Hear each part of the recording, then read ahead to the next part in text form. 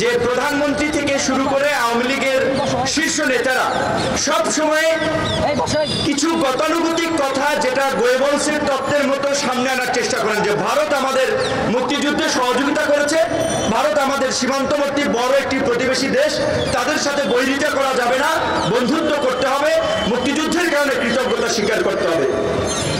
আওয়ামী লীগের নেতাদের এই কথার সাথে আমাদের দ্বিমত নাই।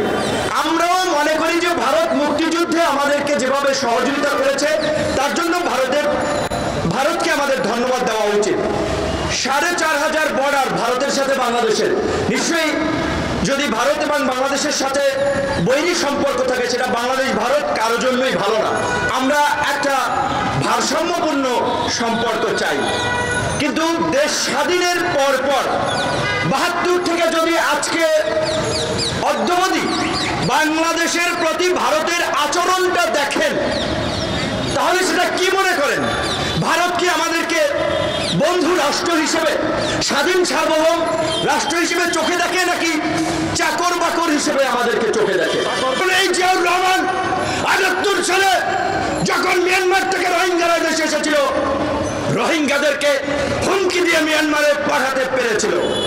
1992 সালে বেগম খালেদা জিয়া প্রধানমন্ত্রী থাকা অবস্থায় আবার যখন রোহিঙ্গাদেরকে মিয়ানমার শয়তানি করে এখানে পাঠিয়েছিল, তখনও বাংলাদেশ রোহিঙ্গাদেরকে ফেরাতে সক্ষম হয়েছিল।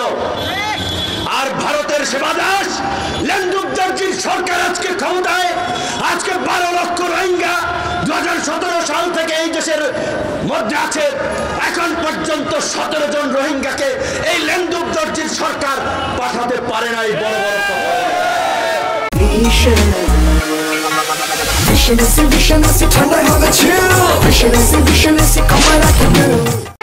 এমনকি এই রোহিঙ্গা নিয়ে যখন জাতিসংঘে আলোচনা হয়, প্রস্তাবনা আসে, বরাবর ভারত বাংলাদেশের বিরুদ্ধে এবং মিয়ানমারের পক্ষে অবস্থান নিয়েছে।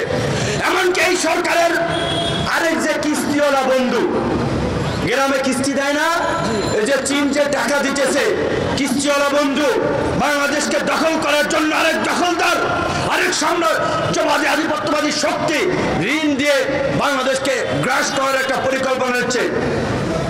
এই চীনও কিন্তু জাতিসংঘে বাংলাদেশের পক্ষে দাঁড়ায় না। তো আপনাদের বন্ধুরা তো আপনাদেরকে পাত্তা দেয় না, আপনাদেরকে মূল্যায়ন করে না, তারপর আপনারা গোলামের মতো তাদের প্রতি কৃতজ্ঞতা স্বীকার করেন।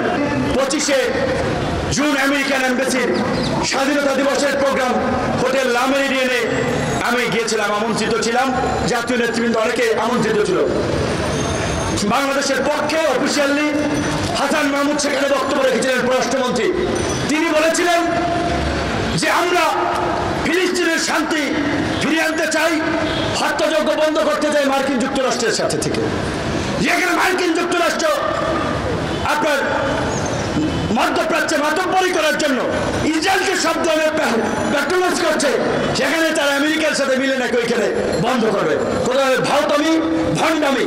এবং এই যে প্রধানমন্ত্রী বলেছে আটলান্টিকের ওই পার না গেলে কি হবে, আবার আওয়ামী লীগের নেতারা মার্কিন রাষ্ট্রদূত পিটার হাসকে হাঁস ভেবে জবাই করে খেতে চায়, অথচ ওই স্বাধীনতা দিবসের প্রোগ্রামের বক্তব্য মনে হচ্ছে প্রভুর সামনে চাকর বক্তব্য দিচ্ছে। বাংলাদেশি যে কান্ট্রি অফ ফ্ল্যাট রোড এইভাবে বক্তব্য দিচ্ছে যে আমাদের এই সমস্যা। এই 1990 সালের বন্যায় আমি প্রথম সি প্লেন দেখেছি, হাসান মাহমুদ সাহেব বলেছে আমেরিকার তেলবাজি করার জন্য। এই কোভিডের সময় আমেরিকা এতগুলো টিকা দিয়েছে, আমাদেরকে এইভাবে সহযোগিতা করছে, বাইরে এসে গালাগালি করে, সামনে গেলে চাকরিতা করে।